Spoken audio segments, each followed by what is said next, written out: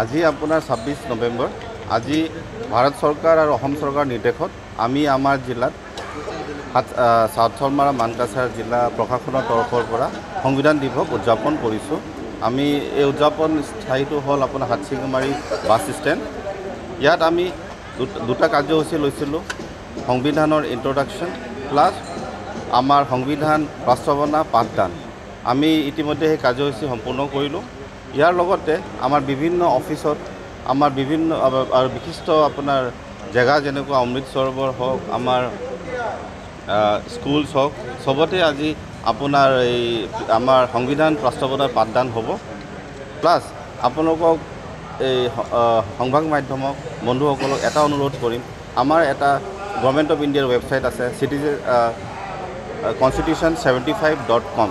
তাত আপোনালোকে গৈ আপোনালোকে সংবিধান বাস্তৱনাখন পঢ়িব আৰু পঢ়াৰ লগে লগে আপোনাৰ এটা চাৰ্টিফিকেট জেনেৰেট হ'ব। সেইটো আপুনি ছ'চিয়েল মিডিয়াত আপুনি শ্বেয়াৰ কৰিব পাৰিব। এইটো শ্বেয়াৰ কৰিলে এটা মেছেজ যাব যে আমি প্ৰত্যেকজন মানুহ আমি এজনে ইজনক আমি এটা মৰমৰ ভাৱেদি আৰু সংবিধানক আমি সন্মান কৰা এটা ডেমনষ্ট্ৰেশ্যন হ'ব।